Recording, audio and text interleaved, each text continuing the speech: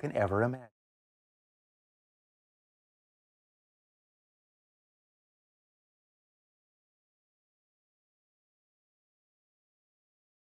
You are far smarter than you can ever imagine.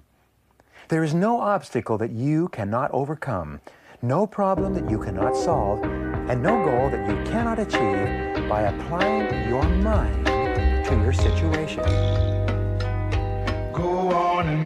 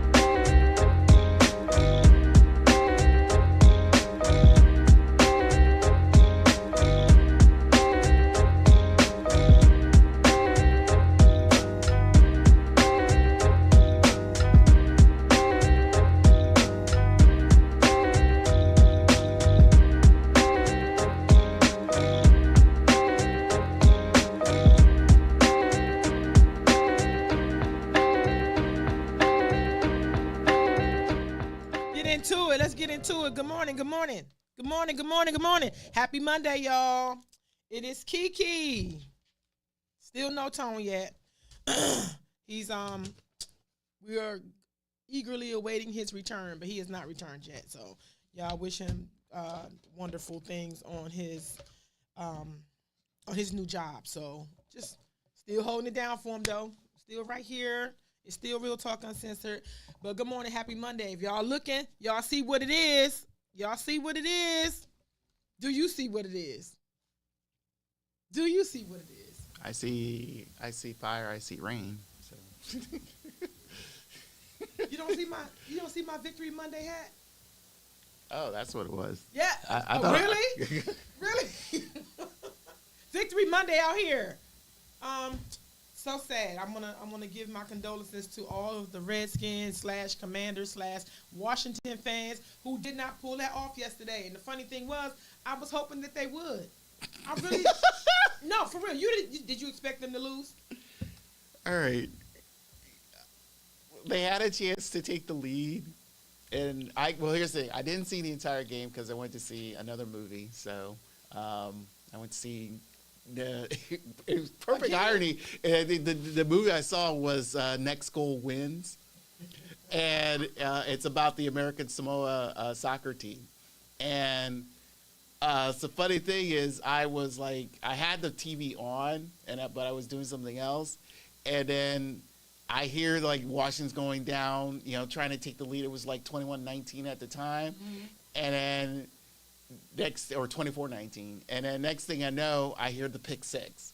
I'm like, for all I heard was, oh, he's going down, blah blah blah blah, and it's like, and then when I heard touchdown Giants, I was like, oh damn, okay. It's like I knew that was that bad. But we spoke about this last week, and I told you what I felt was going to happen. I said they're going to be so mad at how we beat them so badly that they was going to take that mess out on Washington, and that's exactly what happened. That's exactly what happened. Ravens. He took out another quarterback. They're gonna have to get some. What the doctors get the money that they do to cover the I was gonna say malfunction, malnutrition. No. Malpractice. They're gonna have to pull some malpractice insurance on y'all. Y'all doing it. Well, they sadly, we lost Mark Andrews due to a bad tackling. But overall, I mean, it's like, well, Burrows, like I said, has not been himself this entire season. So his, it was one thing. It was like we saw him like limping a lot early in the season, but then it was his hand. And the funny thing was, everyone's kind of like misplaying this because he can't. If you saw like they did before they showed him having problems throwing the ball, they showed him walking into the stadium with a sort of like a glove on, or normally it says, oh, that's a compression glove. A lot of players wear those, and it's like, yeah, I have those, but not like that. It looks like a cast, and split. Yeah, so yeah, I was kind of like, okay, this has been going on for a while, and now he has torn ligaments and he's out for the year. So it's like, and that ligament that he got torn is the one that controls all the nerves or whatever in his hand. So I get it, but my prayer is that all the money. Well, they got him until 2026, right? Yeah, he's there. He's there. He'll be fine. He's gonna get his money. He's one of those people that was smart enough to get a job that covers you when you have those type of injuries. You can sit on your butt at home and get paid. Right? I don't have that. I am sitting on my butt as we speak and getting paid because I'm on vacation. My stupid butt on vacation until next Monday. So look, nothing smart told me take that Monday off. Like nothing smart said that. Like just have 2 Mondays off and just come in here and nothing told me that. So anywho, the Rams and Detroit. Oh, that game too. The Detroit game. I guess you didn't see it because you were at the movies yesterday. But the Detroit game, I thought they were up and they let the Bears come back and then they almost lost, but then they won. So the two teams that I like, my team and the other team that I like won. But here's how they dogged me yesterday though. They dogged me because all of them was on the same fucking time. 1:00, the Commanders game, the Cowboys game, and the Lions game all were on at 1:00. What you do? Yeah, because those are shitty games. The game last night was shitty. That game last night was shitty. Actually, that game was. I was watching the Lioness, Special Ops Lioness. Yeah. I recommend that show for a lot of people. It's really good. Okay. And then once I was finished with it, I caught the last quarter of the Vikings Broncos game. It wasn't bad, not great, but it was entertaining. But yeah, I mean, a lot of people did complain the fact that it's like, why are we seeing this shitty Sunday night game? This is horrible. Actually, this week alone, the one game I thought would have been good, and I'm glad I wasn't like the Sunday nighter, but it was the Jets and Bills. Yeah. I was anticipating a really good game, and the Jets just did not show fell up. flat, and honestly, their defense, like I appreciate their defense, and that's why I didn't understand what happened yesterday. Like normally, I know that they will not lay down and die. They will not, and I think they kind of they were buffaloed over. So I mean, but yeah, I mean they benched Zach Wilson again because it was like it was just a bad game all around. I felt like they just compared to like their first meeting, and I thought it would be kind of similar to that, but in Buffalo's up and down, persona. It was like I guess this was their up week, so I just felt like I was anticipating a more entertaining game than what I saw. So once I saw it was like what was 22-6, I was like, oh, I'm done. I'm watching something else. So I had the dumbest conversation yesterday. I went to, of course, watched the game where I usually watch it at on Sundays, right? And this older guy was in there, and he was like, I walked in, of course. I walked in while the game was already ensued, right? Like probably third quarter. And he's like, face all shitty. I said, what's wrong? I knew what, because you dressed in all this barbecue and mustard bullshit. So look, I knew what it was. And he was like, he said, yeah, I'm tired of this shit. Like I gave my season tickets up. I'm not going no more. I said, why? I said, well, before you give them up, I said, take me to a game. Like I appreciate sports, and I don't even care who's playing. I don't mind going in this area or whatever. And he was like, no, fuck that. I gave my tickets up. I said, why? He said, because my team doesn't win. So I said, well, you can't say that. I said, and we went through the whole rebuilding thing, the whole rebranding, like how the Johnson team came in, like all them people, the owners and all that stuff. I said, you said that was the problem the last time. What's the problem now? This fool told me with a straight face, he said, I don't purchase tickets to watch losing teams. I said, I get that. I said, well, it's probably a bad time or whatever. He's like, no. He said, at that level of sports, he said, my team's supposed to win every game. I said, he said, you don't lose like that. That's robbing people. I said, somebody got to lose, right? Like it's competitive sports. He's like, no. I said, you think that people don't feel that way? Like I feel like every winnable games, because there's some games that you just can't win. Like the other team is better. He's like, no, fuck that. He said, every game, if I pay and I buy, he said, you know how much tickets cost? Season tickets. He said that money supposed to ensure me a win. I said, they would have to rig it. He said, I would ensure me a win. That's what he said. He was like, and he said, I said, but they would have to rig it. He said, I don't care. I said, what then? What? What? That the logic there is it's like it's out there. But I think his explanation is based off of frustration, which I get. So, I mean, yeah, he's like, you figure it's like, hey, if I'm going to go see my team live, I expect to see my team do well. I would say do well, not just to win, but just to do well. So, the last time I went to a football game, the Ravens played okay, but they didn't win. But it was like, I was entertained. But yeah, I mean, when you get it, when you do get, go see your home team, you want to, of course you want to see them win. Yeah.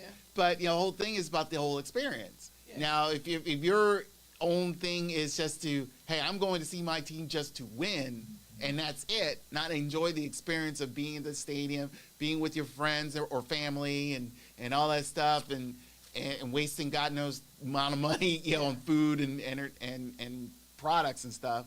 But if you just go into your main focus just to try, just to try to see your team win, and full well your team is shit, yeah, of course you're gonna get disappointed every time. You know what I told him too, and you're correct. I said to him, well, you know how you can affect that type of change, right? He said, you go down on the field and you play, or you buy the team, or you put up the money that it takes to rig every game, right? He was like, oh, I play. I said, no. I said, sir, with all due respect, how old are you? I said, I'm sorry. I said, how old are you, right? He's like, he was like 59 or something like that. Sir, sir, sir. All right. He kept going on, and to me, I'm here's the ridiculousness that I saw in that whole argument. Right, was that you come out here in this burgundy and gold bullshit, like knowing that your team is not a winning team. You knew this before the day. It just didn't happen today. So you got to make it make sense. Like either you're gonna you waste your money there, or you look like a clown, or like you look crazy. You look crazy in that saying that like. Support them or good, bad, and different. I said, well, do you believe in rebuilding? He's like, no, you don't rebuild on my dollar. So, okay. And other ridiculous but true news. Tens of thousands of car owners have dozens, in some cases hundreds, of unpaid DC traffic tickets. Data obtained by News 4 shows one Maryland driver has more than $186,000 in unpaid tickets. I'm going to say that again. There's one Maryland driver has more than $186,000 in unpaid tickets. After a crash on Rock Creek Parkway killed 3 people this year, they learned that the car involved in the crash had more than 40 outstanding photo enforced tickets that were more than $20,000. More than 13,000 vehicles have at least 5,000 in outstanding photo enforced fines, and the worst offender in Maryland car with the $186,600 in unpaid fines for 339 tickets, and they were all because he was going over 25 miles over the speed limit in those areas. Now, I get that ticket. I let one ticket double. London had a ticket, a speeding ticket, right, or a photo. Whatever ticket, I don't know if it's speeding or whatever, I don't know what the fuck. But the ticket was $100, and she said, "Mom, I don't have whatever I need right now. Can I just cash app it to you? Because I take pictures of it because her car's in my name." So, I took a picture of it and sent it to her. And she said, "Mom, I'm gonna send you this $100. Can you pay?" I was like, "Bet," but I was busy. I think I was here when she sent me the money, right? And I let that joker double, and the 200 came in. Let me tell you something. The words on that paper was like, "We'll double again in this many days." I don't know how people don't. That immediately, I was like, shit, and I was mad as hell because I had to pay the 2. Now I paid her ticket. Like she paid me, but I don't get it. I don't get it. I'll give you a perfect example why people don't get it. They feel like, a lot of people feel like it's nothing, and especially if it's a low amount. When I see a speeding ticket or parking ticket, I pay that immediately. I don't want to. I mean, mind you, it's an inconvenience, but at the same time, and especially if things are financially not in your favor at that point in time, but you still have to pay for it because of the fact that things happen. I'll give you 2 perfect examples. So I was in my area. I was leaving from the store, and I noticed that I saw someone with a boot on their vehicle. Mm-hmm. So I was like, oh, okay, this is going to be interesting. So, and it was like right there, right. No, like someone came to the store while you were there. And I was going to the store, and I saw like immediately the boot was there. Okay. And it was kind of like, oh wow, okay. So as whatever that particular person was, mm-hmm. they were going, getting in the store. So as I was leaving, I saw this family try to get this boot off, off their vehicle. You can get them off. You can, but it's illegal to do so. Yes. But yeah, it was like they were trying to. It was like 2 ladies and a guy was trying to do whatever he tried to do to get the boot off, and the 2 women, they were Indian women, I believe, and they were like talking to each other, wondering how this happened and stuff like that. And the other incident was I work for a lot of colleges in sporting events, mm-hmm. So. And as I was parking into a garage to go to one of the sporting events, I noticed, I don't know how they got this person. I saw a boot on this guy's vehicle in a parking garage. And it's been there since God knows when. And I'm kind of like, damn, where did this happen? And, how do you catch these guys? So, but the thing is like, yeah, if you don't pay anything, things happen, and it's kind of unfortunate. And like I said, it is an inconvenience, both receiving this and especially at times of when you feel like you don't financially have it, but pay your shit. Pay your shit. But listen to me. I don't know who this is calling me from North Carolina. Who is this? Like, they tearing my phone up too. The funny thing about that is I've seen people riding around with like that thing, like, I'm gonna get my car. I'm gonna go where I'm going. And I've seen people, they know how to take those boots off too. So that shit is like, I guess it's a matter of not getting caught doing it. But I have driven up in the driveway or a parking space somewhere, and the boots, like on the street, I should say, and the boots on the street where the car used to be. Like, man, anybody doing that shit? Good morning, Moe. Good morning. And King City, yes. If I could have it my way, I would lower the fines, because now in DC, if you get caught in driving or riding in that bus lane, that's $100. If the bus pull up and see you parked there, they take a picture of it. I think it's like $200, straight up and down. Just, to me, I don't like to give my money to frivolous shit, and to me, fines and tickets and all that shit is frivolous. I pray. My motorcycle, I've never gotten a ticket. I've gotten a speeding ticket because I pulled over, and I was in Virginia though. That ticket was $700. $710. Virginia. That's all I gotta say. $710. And I was they restricted or removed my driving privileges. Like that was a punishment from riding in Virginia. And it became a punishment though, because to go where I was going down south, you always had to go through Virginia. So I used to get over, looking in the car, I would get over, let somebody else drive through there, because the motherfuckers petty. Like, just they I think, and you fight me on this or call me and argue with me about it. Y'all can call, forgot. Tony's not here. Y'all can call me, 301-761-1040. You can argue with me about is that I think Virginia people pick on Maryland tags. If you go through Virginia, they're going to fucking pick on you. I don't get it. King City said illegal to do so that boot coming off. So, but you know, white man got to throw in when shit is illegal. He's got to do it.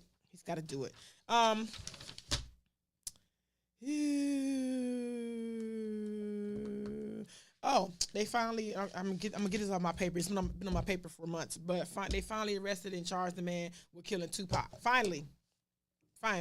I don't know where that's going. Diddy!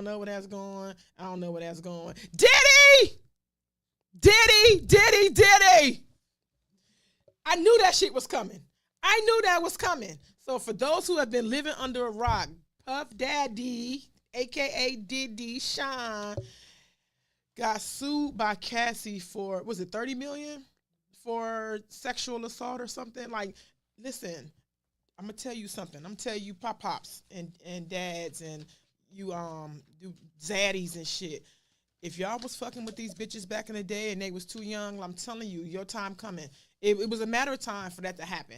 Like, I wasn't there. I don't know what happened, but I know for a fact we are very fickle people, because when he was fucking with her, we was out here like praising their union.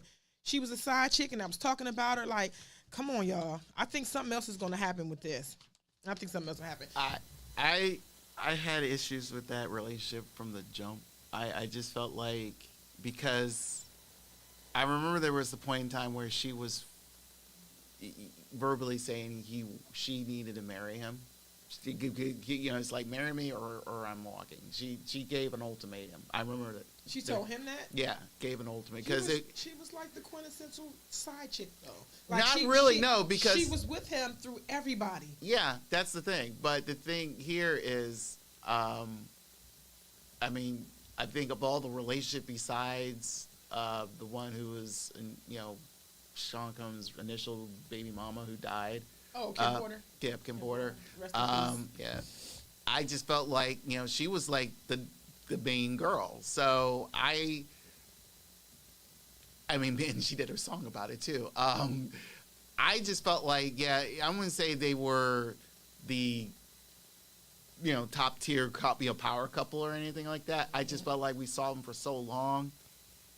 I'm surprised that they weren't married, but basing off of these allegations, and then the way he settled quickly, yeah, it makes me think it's like, okay, is this another R. Kelly situation?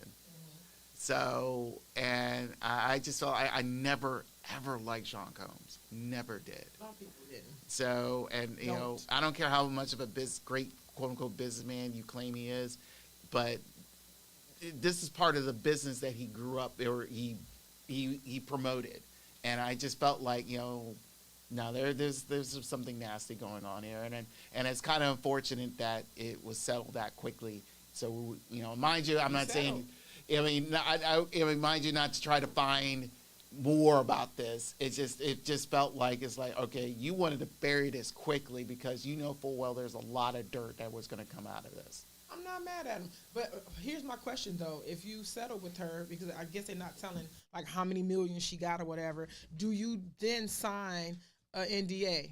Like again? Oh, that's past that. You're past that. I mean, there's honestly, she could write a book about this afterwards if she wants to.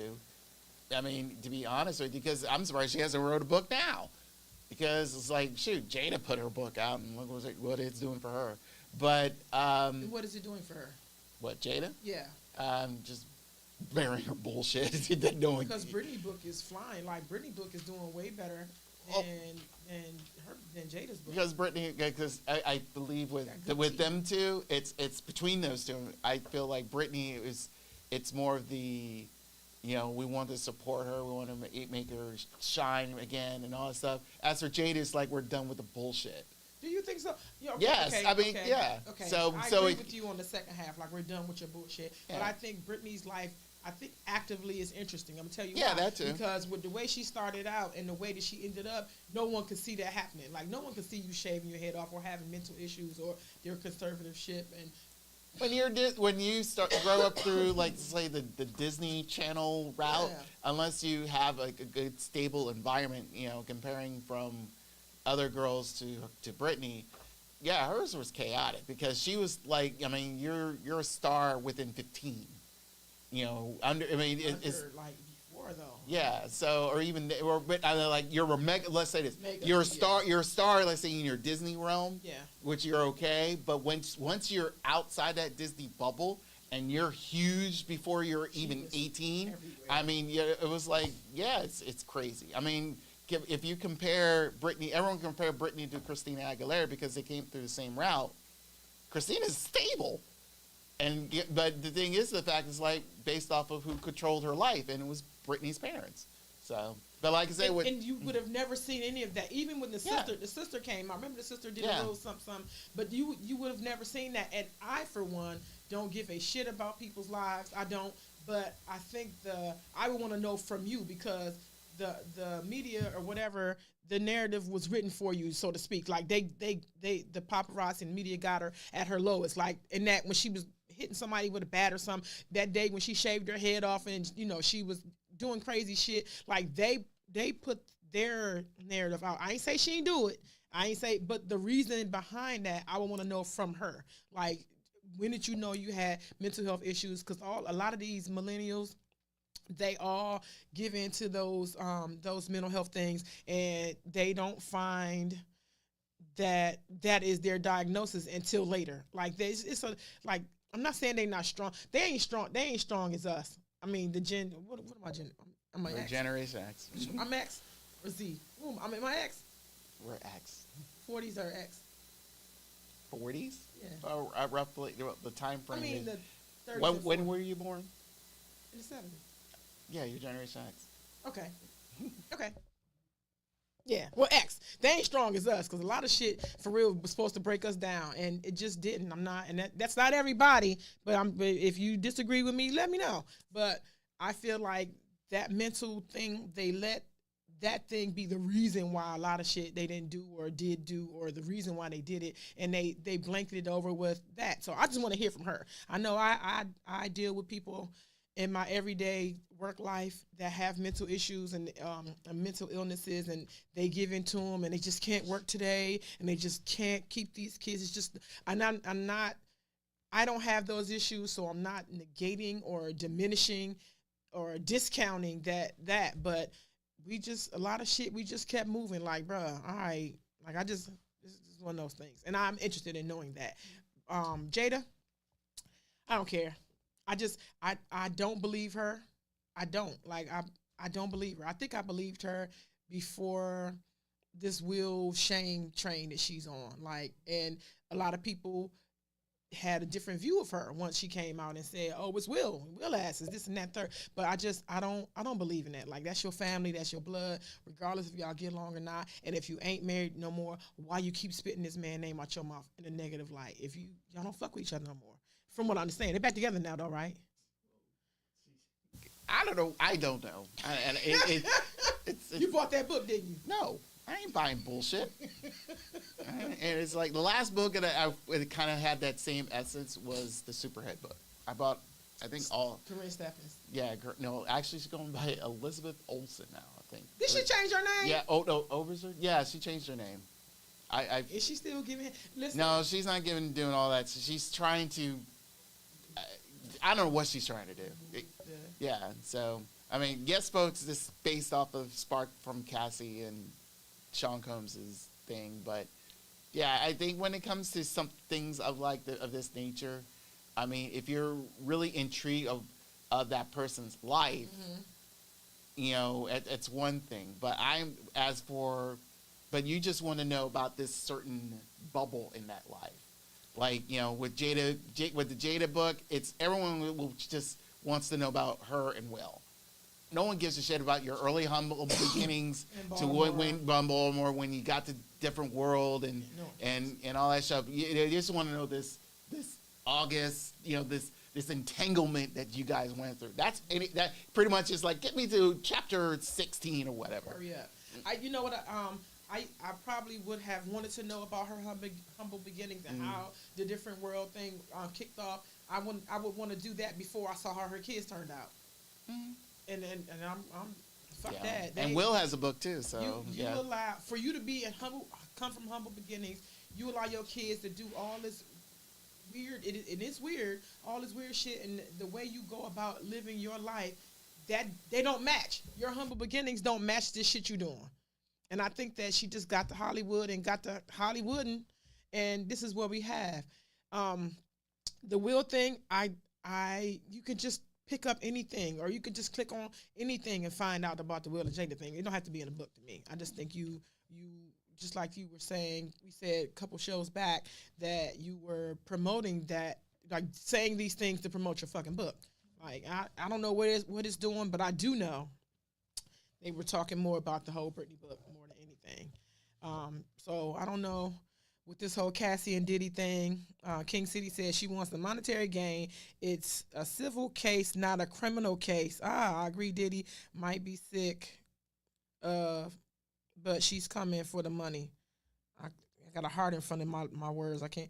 Might be sick as fuck, he said, but she's coming for the money. And she got it. So to me, I think I'm going to reach back and find me somebody who touched me inappropriately that got a little bit of money, and I'm coming out. Like, I'm going to tell. Here's a crazy story. So last night I told you I was at the lodge, I should say, where I watch my games at, right? And a white man was in there. Not me. Not you, not this white man, but a white man. And this white man, look, he was the coolest dude on the planet. He really had black insides. He would sing every song. I like DMX, and I was just hoping that he did not take this situation to like be saying the N-word. Like, please don't push. You know, we got a good thing going. Don't fuck it up, right? He was singing this. He was doing all the New Edition dances and all this stuff. Do you know this man tried to kiss me in my mouth last night? And what? I mean, you were feeling his vibe, right? No, I mean, he was cool. He was a Capricorn, so he was my Capricorn brother the whole night. I met 2 Capricorns yesterday. I met a Capricorn twin. Shout out to him. I can't really say his name because he's a homicide detective. So shout out to him. His birthday the same day as mine, but the other dude's birthday is like December 31st. So that was our vibe I was feeling. The fact he was Capricorn, it's like, you kiss me in the mouth, bro. No, what would you call him, bro? You know, he's like, no. You know, and I'm a huggy person, so the drinks is flowing and we having a good time, and I'm giving him 5 and I'm dapping him up and doing all this old black shit. Just, bruh, he tried to kiss me in the mouth. I could never make this stuff up. Like again, they say if you kiss white, your life will be bright. So the only mountains around here is these. That's it. I had a good time though. I had to bring that up. Let's see. Let's go here. Alabama is seeking to become the first state to execute a prisoner by making him breathe pure oxygen. The Alabama Attorney General's You mean nitrogen? Office. Nitrogen. It's like, why isn't he dead? It's just like, give him enough oxygen, right? Nitrogen. Sorry, the Alabama Attorney General's office on Friday asked the Supreme Court to set an execution date for death row inmate Kenneth Eugene Smith. He's got to breathe pure nitrogen. Now, I have been with less air than I need. I've been not necessarily in the hospital, right? They give you oxygen, supplemental oxygen. If you come in there and your saturation is below a certain, like I think 80s, people have a problem breathing. Now imagine like 0 oxygen and pure nitrogen. I wonder how long it would take for a person to die. It should be instant. It should, because it's if you deal with nitrogen, it's going to be painful. It's going to be painful. Yeah. I shoot me. I mean, give me the, bro. This stuff's supposed to be humane. I've always felt like death row is imminent. I'm like, death is imminent, and you're not going to be happy knowing it, and because that's the only time I think like you have a date. All of us, we just happen to find people dead. Like, unfortunately, Jimmy Carter lost his wife. May she rest in peace. But those things happen, But a date and a time is death row, and I can't imagine. Like, I would freak the fuck out. I literally would freak out. I don't know. They got to make it smell like coffee or something. Like I just. Yeah, I think that's because I know they a lot of. With the shots, not most of a lot of inmates have survived it for some odd reason. Mm-hmm. And that was extremely painful. With the gas chamber, I think again they say it's a bit inhumane and stuff like that. But honestly, liquid nitrogen, I think it's gone extreme. I'm surprised they approve that, but hey, it's Alabama. We expect so. No, but who's on the board? Like, who's on the board of who? How many yays did you get? Like, how many yays? And I'm just interested in knowing like how a person. I could never. The thought of it. Like, I'm a visual person, so when I start thinking about how things go, I can imagine like somebody shriveling up or their eyes doing something. And I think back when they used to do the electric chair, right? I imagine that, like the blood coming out their eyes and ears and all that stuff. It just. I felt like one of the days of 24 when they hit the CTU center and with that nerve gas they had. Yeah. And I'll never forget the scene where Sean Austin died because he shriveled up like a raisin, so to speak. It was his performance was like Emmy worthy, because the way he died, it was like, damn, it's like it was traumatic, and it still sits with me every time I see that episode. And that's kind of what it's going to be like. It's not going to be pretty. So that's why a lot of people, only very few who see that stuff. Because once you see it, you can't unsee it. And one. Okay, let's go here with plants, right? When plants, they don't breathe oxygen. They use nitrogen, right? No, it's carbon dioxide. Carbon dioxide. Shit. Nitrogen. I'm trying to. Unless you're on a different planet. Carbon dioxide. There's nitrogen in that, though. No, Nitrogen. CO2. There's no nitrogen. Carbon and 2 oxygen. Yeah. I drank too much last night. Hold on, let me. When Nitrogen. Nitrogen is what? It's in gas. Tell me. It's in gas. It's in gas. What else? So I can get an idea. Okay, well, let's say Try this. to do parallels. Well, luckily, I mean, nowadays it's used in cooking. Liquid nitrogen is used in cooking. So, I mean, just a little bit of it. I mean, it's how do you interpret it? You know, there are certain things that are nitrogen based. Yes. I'm drawing a blank. I mean, a lot of fertilizer. I know that.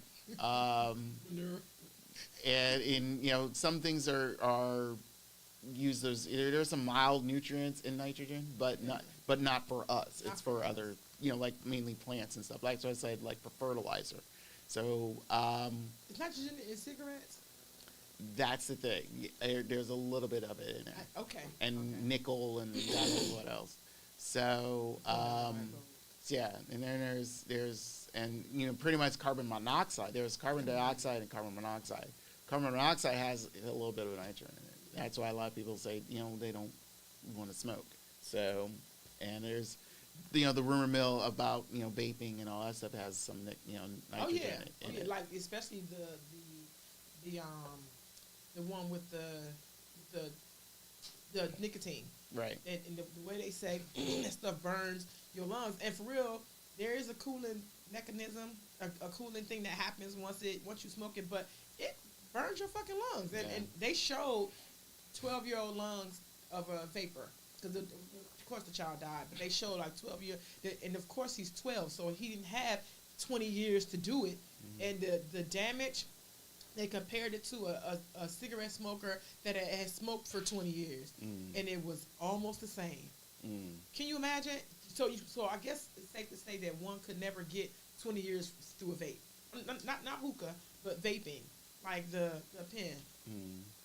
One could never get 20 years. If that 12-year-old who had been doing it for this small amount of time, lungs were compared to somebody. Well, keep in mind, his lungs are still developing.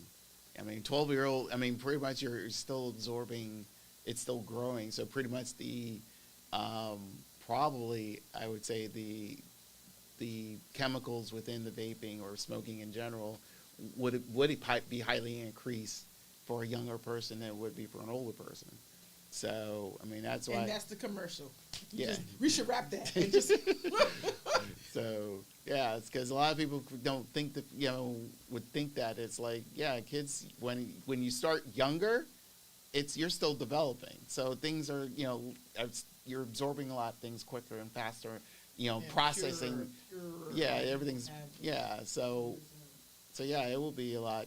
I will get the fact that, that 12-year-old's lungs will be that damaged in an earlier years. But there are kids who smoke cigarettes at 12 and 9, and they like. I don't know how or why, but yeah. I always thought smoking cigarettes was a stress thing. Like people did it because it was. It becomes a habit. It becomes habitual.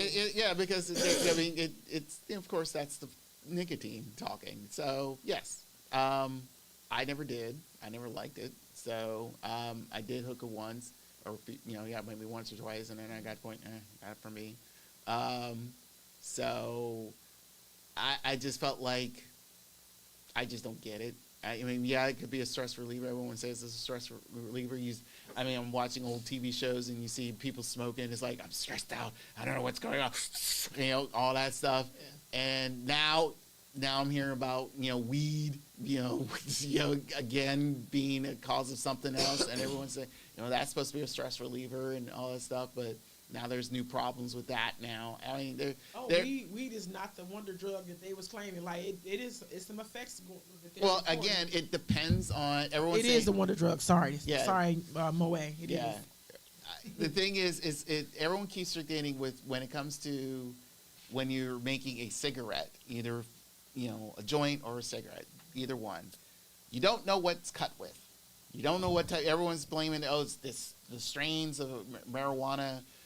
grass is they're so stronger now and all that stuff because again you don't know what's chemicals in it. yeah you don't know what's not. grown how it's grown or all that stuff unless you go to a certified cannabis shop and they'll explain to you what's in it. If you're going off to your weed dude from 8th and 7th, I mean yeah of course you're like your idea says yo man I got the good shit and you don't know where it's coming from. So, two things. The hookah. Let's go back to the hookah thing real quick before I get to the weed thing. Right, the hookah thing. I do find it to be pointless because I never got high off it. I thought you were supposed to get high. Like when you do a thing, like do a thing, whatever the thing it is, your crack, your coke, your weed, your liquor, whatever. It's supposed to be altering your mood. I wasn't altered. Like it didn't do anything. So I felt like, why do it? Why sit here and pay you $50 for this hookah and like smoke incessantly and fuck my lungs up for nothing, like no return. So I got rid of that. I do agree. It looks cute. Like you look cute, you look sexy, and it's a social thing, and it's for the pictures you take or whatever. But it was pointless to me. Now with the weed, right? I look at my dad, who is and he'll tell you he grown, he ain't work for nobody. He's a 70-year-old still smoking weed, right? However, as a child, I don't remember him saying he going to get some purple haze or he going to get some kush. It was one weed, one strain, I think. It was weed, and you got this much of it. I remember, Daddy, I'm telling you business. You got this much of it for like $5 or $10, something like that, right? Now I can understand cannabis, right? The art of it, because I'm a bartender. I serve drinks, right? But there's a difference between a bartender and a mixologist. Like there's a skill, there's a knowledge base, there is a creative aspect that bartenders, if all they doing is mixing a drink that has already been created, as opposed to someone creating something, and there's a thing. So how I parallel that is with cannabis and the strains and the dispensaries when you go in there, and I can see them with their glasses on and they taking this bud out of this one and they mixing it, like splicing shit, and the scientific aspect of it, I get it. But if, just like you said, Joe Smo them from 7th in Rhode Island, I don't know what you spraying on this. People spray bug spray, they spray all that shit on there, and of course it stinks, and of course you get a high crazy, and of course it gets you stuck, and of course you're gonna do the dumb shit that you see people doing because bug spray ain't for us. Look, nitrogen ain't for us. It's just not for us. Now, as it relates to the death penalty, do you agree with the death penalty? Do you support that? For those criminals who've done extreme shit, yes. Because you got to, unfortunately, reduce the prison population. I don't know why you keep prisoners who have been fully convicted.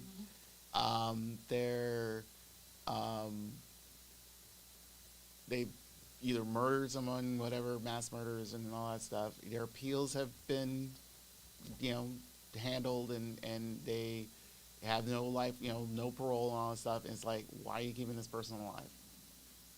Really? I so just extreme is in what's extreme for you? Like the guy who killed the 9 people in the church in South Carolina many years ago, he's still alive. What color was he? He's white, so I don't know why he's still alive.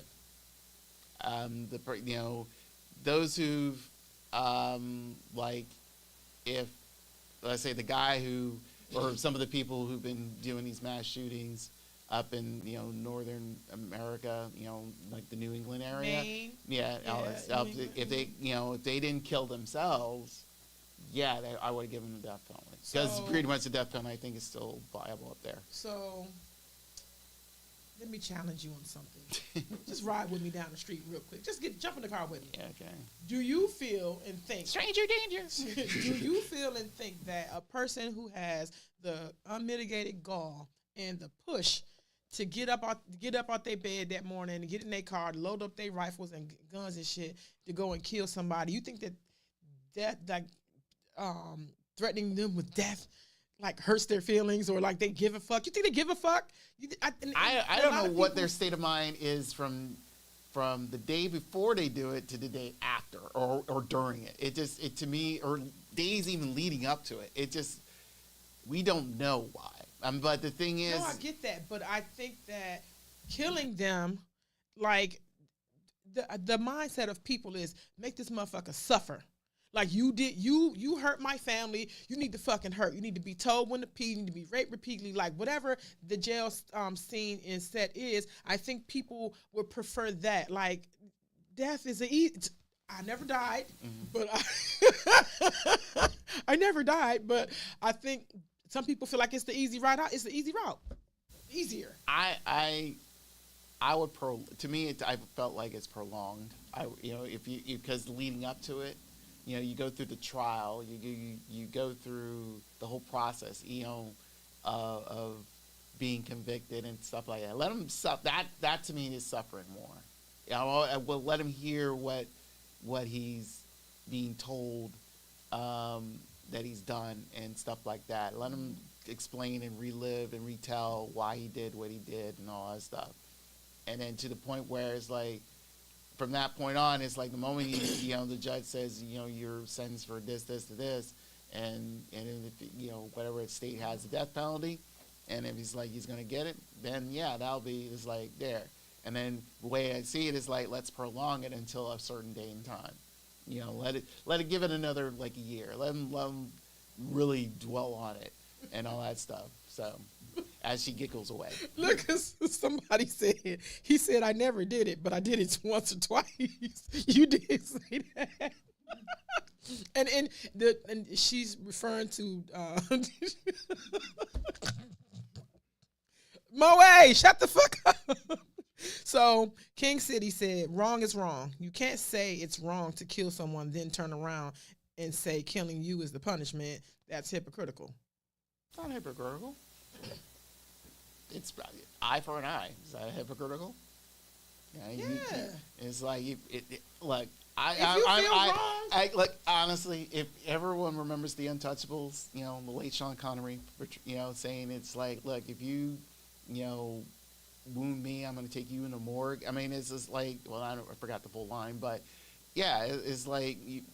That's the whole point. That's in defense of myself, though. Like, true, but here is it's like you take undefended people, you kill undefended people to the point of whatever feelings you have at this moment in time, and it's just like okay, once we capture you, it's like okay, this is our retaliation. Mm-hmm. So yeah, I mean, I get the sense of fact of yeah.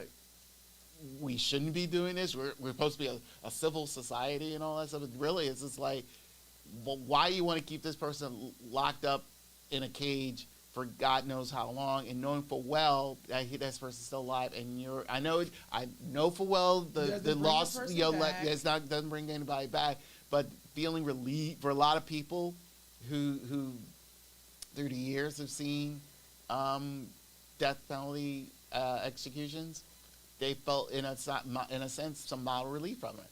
Well, I agree that it is quasi-hypocritical. I do, but then I do believe in some instances, like because the laws are written. The laws are written, and certain things that are written that way, your crime this is what your crime deserves. Like, I get it, but I don't think I think seeing you locked up and not having your freedom, because people say locked up, that's in of itself is deplorable. Like you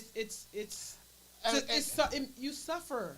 But endlessly. But to know you're never going to get out again, and the sun is never going to hit your skin again. In most cases, when you lock like that, you're not gonna get out. But here's the thing: a lot of people now, if you look at prisons now, I mean, it's almost like Club Med. Stop what you're doing.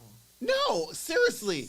No, seriously. I mean, mind you, for some, why else would you hear prisoners want to go back to it? That's another thing, though. I mean, but they don't. No one's like, man, I'd rather. No one wants to go back. They just don't do enough to stay out. Remember, like food is shitty. Like that's one reason I ain't going.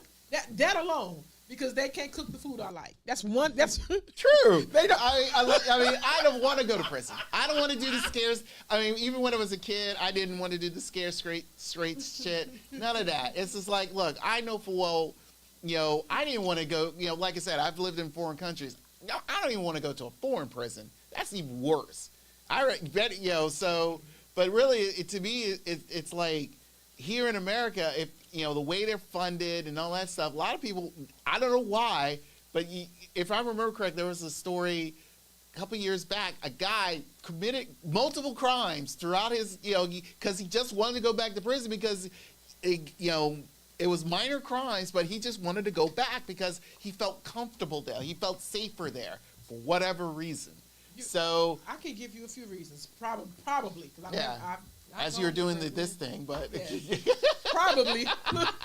Hey, you get around the clock meat if you want it. Right. Like it's hard out here to get consistent meat. So you got that. Number two, I feel like once you go to prison and whatever your crime is, will keep you from having a good life if you don't have the wherewithal to like go behind it and get your own business. Like that can stain your freaking record, like being charged with rape, shit like that. Like people don't want to fuck what you want a job. You can't make a living the way you think you can. And then some people are so institutionalized they can't survive out here. Like you've been there so long, which is part of one of the things I was saying about suffering. You're there and your mind is 4x6 or however big the cell is, and that's all you think every day, and you can't get beyond it. You ever see some people who stuck in the 70s? That shit's hard to see too. Yeah. That shit's hard to see. But I also believe, I believe that when it comes to, I really think it comes to the point where you need to separate imprisonment and trying to rehabilitate. When you mix in with those who committed extreme crimes, like I said, murder, armed robbery, things of that nature, that it should be separate from those who sold drugs, who did some petty crimes and all that stuff. Those should need to be separate. You got to those who rehabilitate and those you have to imprison, and somehow we mix in both because based off of whatever reason, money, and things of that nature. So if you able to separate one, you eliminate overcrowding, that way. Also, with the rehabilitation, those who are trying to properly get out and want to change and want to do something better for their lives there should be a program where they instantly go back into society and getting an instant job and all that stuff, and their records are wiped clean and from that point on. But I know a lot of people will saying on your comments or praise, that's no, a lot of jokes. No, they're not.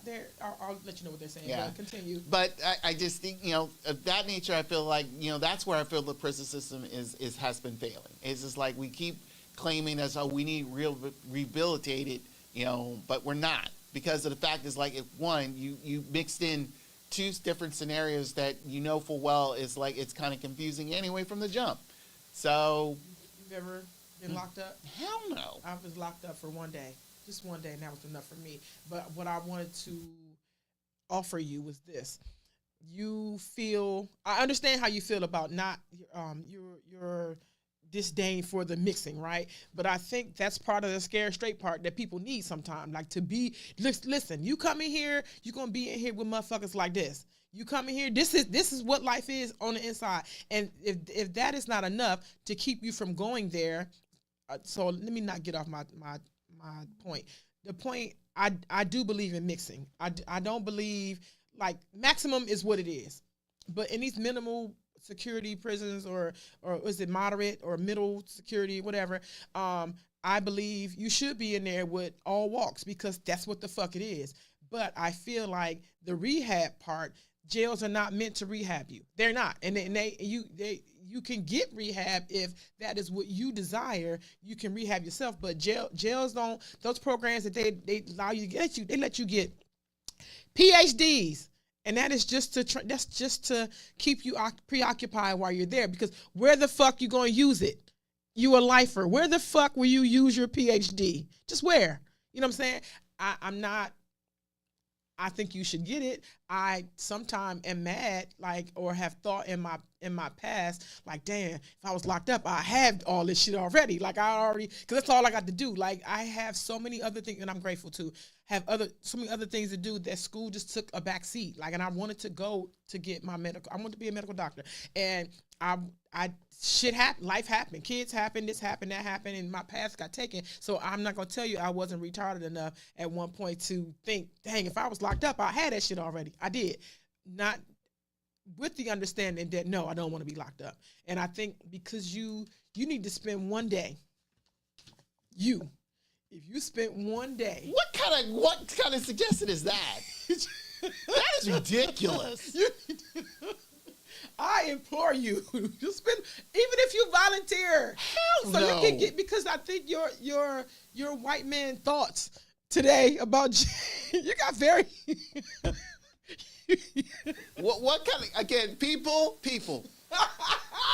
if you're commenting now, or if you want to call in, 301-761-1040. please call us. What kind of ridiculous statement is that? Do you agree that was a ridiculous statement? Hey, just go to jail for one day so you can experience the horrific conditions that most of these people. Yeah. It's like, I don't need to be in jail to understand that experience. Are you serious? Yes. So here at work, right? I feel like I have supervisors and I got bosses on top of bosses on top of bosses on top of bosses who all tell me, I was in the car talking to my boss before I came in, but they all tell me everything all day long. What you should have done, it's the time you should have done it, because you don't do it. And I think I've said that at my job. Let's switch roles for one day. I don't understand why why this shit ain't done from you. Maybe if I were to sit in your shoes and in your seat, I would understand why the shit ain't done. And then you will understand why the shit you asking me ain't done. Like, I get that aspect, but I don't need to be in some difficult fitting shoes of a prisoner wearing some orange jumpsuit or multicolored jumpsuit to understand his plight. No, thank you. I think you do, though. No. There's no need for me or any other civil person to experience that for whatever reason. It makes no sense. Because I think you need to broaden your thought process. In my opinion, you need to broaden it. I think so you can speak from these places. Because you speak from a place that I ain't never been locked up. You speak like you ain't never been locked up. You speak like you don't understand, because you said there should be, and there's a difference between imprisonment and rehab, like, which is true. And then you said, no, they shouldn't mix. And I'm trying to understand, like, why do you say that? Like, children and grown people, I get. Mm-hmm. But. Okay, why non-deathly, lethal, let's say non-lethal criminals should not mix in with lethal ones is the simple fact because one, the crimes are completely different, as it's well known. It's like this person murdered and stole or whatever from people. These people, all they did was some minor criminal acts, and they're in there for 10 years for something. Yet it's like, come on. What's minor? Because it's minor. Like but what? Like you're crack? mixing. Like selling drugs? Huh? Selling drugs and murderers shouldn't be in the same. No. What do you think you're doing when you're selling these drugs? What do you think? What's the end result of this person? Okay. Again, I just don't understand me going to prison. It helps it. I'm gonna help you understand. Okay. Keep talking. Going to a person, a crack dealer or whatever, all their main objective is make money. That is their main objective. They don't care what happens to you after you purchase whatever they're purchasing. It's like you go to a grocery store and whatever you purchase, from that particular store, whatever happens to you outside that store, it has nothing to do with you. You bought what you bought, and whatever happens to you happens to you. Okay, pause. What is the end result, the imminent result of people using illicit street drugs? Either they happily get high or they're dead. So that's what I'm saying. That's a crime. But go ahead. No. Again, this is where the law gets weird. We figure it's like we treat drugs as like it's an actual gun. But the thing is like that person purchased that weapon of choice to inflict damage to themselves. We just provide, I'm saying we. See, I'm getting there. It's working. It's working. It's not working. It's just like I gotta reword everything here. You're working. That particular person, the drug dealer, it's like their main objective, like I said, is to collect money, and that's it. It's just selling the product. Now, if you want to put the proper blame, what the war on drug is like, you have to go to the main source, which is either Colombia or Venezuela, somewhere down south or wherever. But then again, it gets to the point where it's like, okay, this is why I feel the war on drugs is stupid. You're fighting something where people want to purchase something consistently. I don't get the fact it's like, that's why drugs are illegal. They're legal in Canada. You can get right. That's why it's been, for the last few years, it's, we're trying to, implement, getting rid of the prohibition on smoking weed and stuff, because it's getting to the point where it's like, this is ridiculous. You can purchase crack, meth. Right. Those narcotics, those are right. in Canada. Yeah, you can get in Canada. Actually, you can go to Amsterdam and also, or anywhere in Europe. Hard drugs in Amsterdam? Yeah, you can get hard stuff in Amsterdam, or mainly, actually, you can get some hard shit. But the thing is like, it gets to the point where it's like, why are we fighting this if people want this? It makes no sense. That's why I felt like it's like a long time ago, even when I was like a late teen, I had this conversation with my dad, and I was just like, why in the world are we fighting this war on drugs? It makes no stupid sense. Why don't you just, legalize everything and make a profit out of it? Because that's really much what you're need to do. And all you have to do is overtax it, and everyone they'll lose interest. Lose interest. That's all and done. Or start putting fentanyl and all the shit. Anywho. Yes. But here's where your thought can get murky, right? To go back to mixing and it got murky when it said we. So. I'm breaking you down. Here's where your thought can get murky, because while I killed someone, right?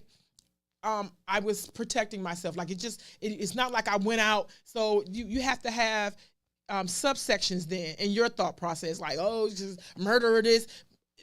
What if they didn't mean to?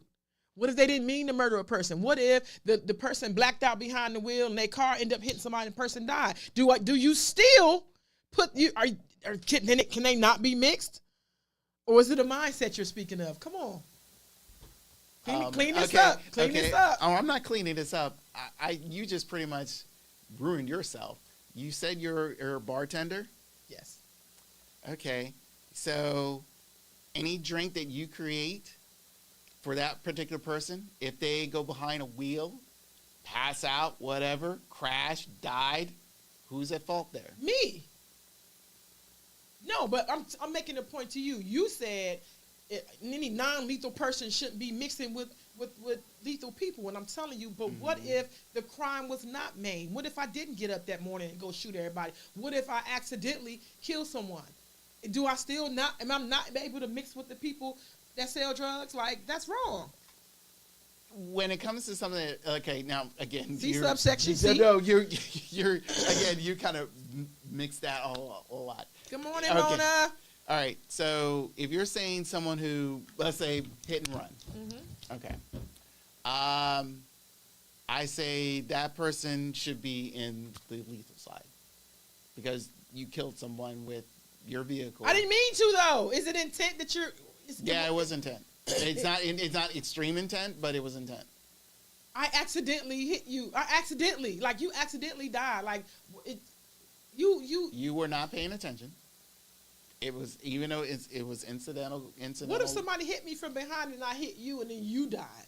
Like, you understand what I'm saying? If you're trying to find some weird holes in certain things. I want you to find some weird holes. Well, what? No, I do not want you. No, I do not want you to. Yes. Oh gosh. No holes are weird. Yes, no. No. That was left. It was at this moment he knew he fucked up. Yes. Shoot. You like that? No, I don't. So I'm calling my lawyer. I'm gonna get settle it. Yeah, I'm calling my lawyer to settle this dispute here. Anyway, all right. They're trying to find certain things, missing elements of this argument is when it comes to certain things that are not intentional, meaning, again, an accident, whatever car accident you deal with and things of that nature. Yes, it's, that is kind of like a murky thing because of the simple fact is like it was unintentional. Where they lie in my world of imprisonment, where should they lie? Where should they lie? Then I will create a third one saying unintentional. See, I told you got to do some subsections. I knew it because when you and that's what my gift to you today. My gift to you today is to find some land that you've not gone yet and go there and say that, because before you were very absolute, you were very definite. And but again, it depends. But this is where proper investigation needs to apply, because again, even though it was unintentional and all that stuff, and they'll be dealing with remorse and all that stuff, which is fine. So with those people and keeping those people in mind, yeah. But again, we were initially, again, in the beginning, we was dealing with drug dealers and prostitutes and all that stuff, to people, picking up an AR-15 and wiping out half a block of people. Those are the mindset we were thinking at the time. Now, those who the very few, those who are just these incidental things, we don't think about them half the time because we figure they're very incidental and all that stuff, which I understand. So again, it'll be 3 sections in my imprisonment, like in somewhere in the newly reformed Alcatraz. So there will be the fully lethal, those who will be getting death row and life imprisonment, and then there's the additional lethal, and then there's the fully rehabilitation section where we want people to get back into society, in a decent time, learning some new skills, and getting proper employment instantly once they get out. One thing I want to say, and then I'm gonna bring up what I want to talk about today. My topic is centered around being right or wrong, real quick. But I wanted to let you know that I believe, as a law-abiding citizen and a gun carrier and a license to carry person, that I do got license to carry in a lot of states. If you sell drugs, there's a probability that you could be one of those lethal people that you're speaking of. I think there's an element of protection that you have to have when you sell drugs. And I think there's something in those people that develops that creates the lethal mindset. So me, because I don't really break laws, I think drug dealers, if I walked up to a drug dealer and try to take it, he will turn into what you're trying to separate. I think they all one and the fucking same. Unless they get to the point of... You met a drug dealer before? No. That you know? That you know? No. See?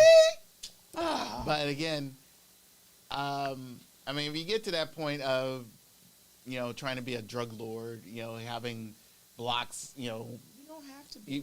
But what I'm saying is the fact of, like, when you have armed guards and all that stuff, which I feel is like is, one, you're overexposing yourself. I think, that by that point you're pretty much becoming. You went from trying to rehabilitate you to being lethal. So, I think if you pick up that job of drug dealing, you gotta have a certain amount of street knowledge. You gotta have a certain amount of that don't unfuckwittable attitude is there already. And I think it's time and place and opportunity for that shit to come out. So I think they all the same. You know what I'm saying? I've not met a drug dealer that will not shoot the shit out you if you fuck with them. Don't pay them their money, and you see that can come very quickly from here to here if you don't pay them. If you duck them, if you on tick or on credit or whatever, and you are not found for a long time, there is that element is there. It's there. Okay. Right or wrong? Police have identified a suspect in the murder of a woman who was shot and killed inside a North Philadelphia barbershop on October 7th. Armand Hilton these people probably know these people already. And understand, I'm just reading it because I found it. I don't know nobody here, but I'm going to give my opinion on it, and that's how the fuck that shit going to be. Armand Speedy Hilton had to sit down for some charges he couldn't beat. Knowing he was going to sit for a minute, he transferred all his property and money to his child's mom's name. While he was down, he was calling his kid's mom and realized he was blocked on everything. He later found out that she had gotten married, ran through all his money, and sold all his assets and properties. He waited, did his time, and when he was released, he didn't say nothing. He caught Shorty slipping and shot her in the head and a torso in broad daylight at a barbershop. Right or wrong? Since we're talking about right and wrong in jails. Right or wrong? And y'all feel free to call me on this one, please. 301-761-1040 if you agree or don't agree. Come on, white man. Right or wrong? So he... Who's right and who's wrong, I should say. Well, knowing the guy who went back to prison again after killing his ex, yeah, it's him. It's wrong. They haven't found him yet. Oh, they haven't found him yet. He's not in prison. Oh, he's still in large. But he's at large. That's why I'm repeating to everyone and listening. I don't know these people. I'm reading it. I found it. So listen, just my opinion. So, can you see why? Can you any of this? What do you find the wrong in? Like, was he wrong to kill her? Yes. He was wrong to kill her? Dude, you were in prison. Everything is pretty much everything that you claimed you set up for yourself is transferable. So the way unless whoever's in the real talk universe, whoever's a lawyer, maybe I'm wrong about this, but really it's pretty much you give it up everything once you're in prison. I mean, everything is either frozen or given up. So okay, let's stop there. Let's stop there. You go to jail. You're my man. You're my husband. You're my baby father. Well, you're baby daddy. You my kid's dad, and you entrust because we're together while you out. Something happens you can't beat. You got to sit down for a second. You entrust everything that keeps us afloat. Understand, because you've never been to prison before. When you go to jail, people have to put money in your books, or else you just get the bare minimum. You get when you go to jail and they give you a pen and a bail. This is what the fuck you get, unless people from the outside or you make whatever happens on the inside, you can make some money. But unless someone that you love and know puts money on your books, so you can get 2 pens and a cup of water and a hat, and the things that you want as opposed to the things that you need. Because I think jail is necessities. Like you get clothes, ain't even clean all the time, so I hear. So you get to have these extra things. Now, if I go to jail and I'm with you and baby, I gotta do this. I gotta do this. There's nothing I can't get out of it. And I entrust my earnings and my financial things to you because you said I could, and why else wouldn't you? And it threw me off. And I go to jail and I call home because I got your kid. You call home and you blocked. I didn't provide you with a new number. I didn't tell you, babe, blah, blah, blah. I didn't tell you any of those things. And I go to you go look on your books. There's no money on your books. I'm not, I know you got money because I left it. I know it. And the least you can fucking do is take care of me. I'm going to sit down. I'm going to be back. And then you find all this stuff out. You're not mad with me. And then you find a hole on top of that, and then you investigate because you're in prison. You could talk to other people. You go and you call your homie up or your daddy. You call your father or your mother up who know me and be like, nah, she got married and sold all of your properties and didn't give me a fucking dime. How long was he in prison? It doesn't say, but it doesn't say. It doesn't even matter. Yeah, it does. What? Okay. I don't know. We're going to say he had to sit down for a minute, so we're going to say maybe some years. Okay. So you expect, in this day and age, I feel a lot of, let's say, again, a lot of women, because most of, women are the ones who are in waiting. I'm women. Yes, you're women. They don't have time for that anymore. Time for what? Time to wait for their man to get out of prison. Okay. I think this day and age, they're past that. Okay. So if for whatever reason that particular lady felt like this was her moment to leave. You know, at some point, it's like, hey, I did all this point up to now, but now you expect me to wait for X amount of years for you to get out of prison. Women got needs too. So the way I say it is like, look, you gave me all this, you put in everything in other people's name, which was his number one mistake. And then two, you entrusted her, which is, I understand. But you get to the point where it's like, look, she doesn't feel like this is her point anymore. It felt like I'm done with this. I'm done trying to wait for somebody who I don't know when will they come out. Now, the moment the time he comes back out, yeah, I can understand him being a bit upset. But the thing is like, she has to move on, and you have to understand that. So do you think? But it's technically she didn't steal it because you gave it to her. So really, for you be that upset to go right back to jail because you murder her, you're an idiot. That's why you're wrong. Okay, so out of everything I read, that's the meat that you took out of it, was that she was tired of waiting. Is that? That's just again. I'm assuming because we don't know how many years he was in prison. If it was like, all that stuff. But I mean, guys, probably was in there for a lot, in lesser time, just to come out and do the exact same thing. Okay, so here's my take.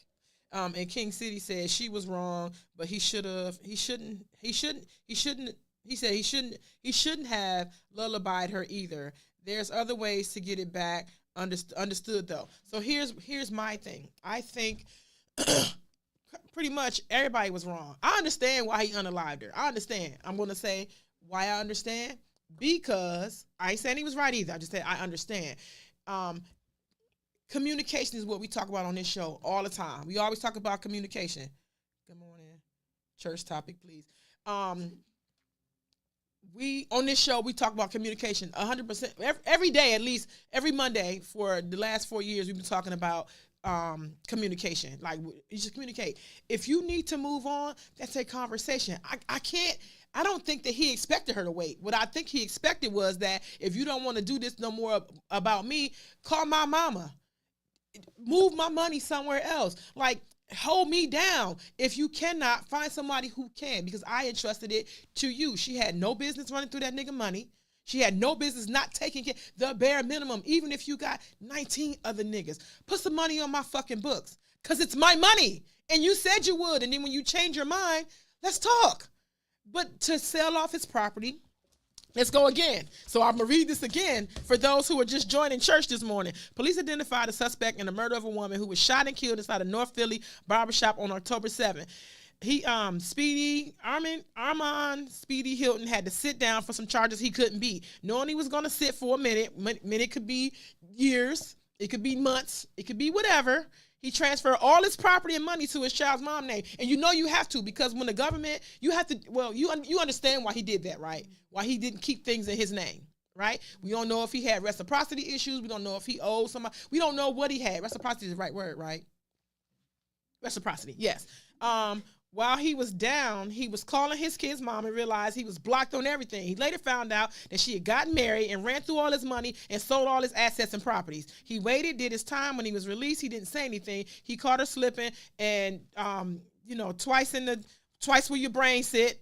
Because I know YouTube and stuff is funny. He hit her twice where her brain sit with a bullet, and in broad daylight, and unalived her. Who's right and who's wrong? And white man is saying he was wrong.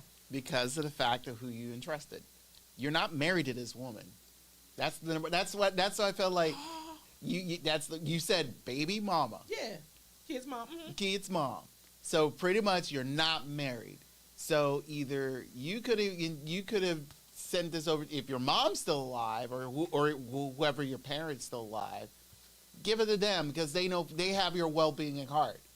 I can nut in you and get you pregnant, and you have my baby, but I can't trust you to put money on my fucking books. This type of person, yeah, no, I wouldn't. I would fully trust a blood relative than I would with a water relative. Meaning someone who I'm dating and all that stuff. Because again, I don't know if you're going to be there for me in the long term. You don't know when you marry someone if they're going to be there. True, And you don't but know that's any why of I that. don't want to go to jail, period. You don't know if your mama could do this to you. But I'm just saying that the same. Not that, no, I doubt that. I Not mean, your mama. No, but no, one's not my mom. I don't think his mom would do that either. Why do you think that he entrusted her then? Like he just I think that one. was his folks. I get it. I feel like one. I know full well. Again, the mindset of these two individuals is it's like one. He believed the fact that hey, I need you. I want you to hold down for me. Blah blah blah blah blah. You know that old stupid mindset of hold me down, girl. You got me, hold me down, and all that stuff. But really, it's like this girl's got a life too, and you expect her to be there for the long term. And yeah, you could say she stole it, but again, this is where I figure it's like either A, I said quote unquote stole I see you. So this way I see it is like there are proper legal means to get that all back, and unfortunately, you took the extreme notion to kill her off so you can go right back to jail again. What? You're an idiot. That's why he's wrong. What? Get what back? You sold my properties and didn't even give me none of the financial gain. That's why I feel one. that. Yes. Two. Get what back? You ran through my money, and now you attached yourself to someone else legally. You were married to someone else. Let me say this to you, because I want you to understand my thinking. Right? I don't expect anything from you. What I expect is what you allow me to expect. If I talk to you and say, white man, I'm about to go sit, do you think you will be able to, or can I entrust you with this money? You know what I'm saying? Because I fuck with, like, while I'm getting locked up, you still my nigga. We're together. And I should be able to. And when I can't, and when you can't, that's a conversation. Hey, baby, I met this new nigga. We finna get married. But here's where you can find your properties. Here's the paperwork, sir. Here's who got your shit. Here are the codes. That's all you gotta do. Because no man, and any of you black men on here. She's not a yeller, folks. I'm not a yeller, but I'm yelling today because I'm having trouble. Like, I feel like I'm going hoarse. I'm not a yeller, but I'm yelling today. Any black man that I know will not sit well if I step off and marry a nigga with your money. And I'm living off of your money. I've sold your properties, and it's plural, and all of your assets. And me and my new nigga is living off your shit. Don't know. Now let's go back to prison. 4x6 or 10x8 or whatever the dimensions is of a prison, right? That's all you thinking of all day and all night, because now they have phones in jail and people can see things, and now your folks is contacting you or visiting you or whatever, and they saying, yeah, white man got married, like blah blah blah, whatever. And I know you sold all my shit. You living with your new bitch? Fuck no. Fuck, same fate. I'm gonna see you, because that's all I'm sitting down. I'm not thinking about nothing else. And enraged people, or I love you so much, and this is what you do to me. You can't say how you're going to react. You can't say that you wouldn't. Go ahead. You're done? Okay. Please call me, y'all. Please, somebody argue with me. Yeah, she needs help. Because again, all this is based. As much as you say there should be conversation, you initially started off doing some proper legal work because you entrusted someone to handle your properties, which was, again, the ultimate mistake, because the fact like this person you have no binding connection to, meaning you're not married to this person. This person can leave at any point in time, and you gave full control of all your liquid assets to the point where they can do whatever the fuck they want with it. You are an idiot. You need, if you're going to jail, either, like I said, you can keep it frozen, because that's what, when you're in jail, they will freeze your assets. Or you can have someone who is tightly bind to you to help you process your fundings. Pause right there. Understand the likely possibility that this young man who acquired all these things didn't do it legally. So again, you find someone who has great attachment to their name, a great credit score, or they do things legally, and you do that.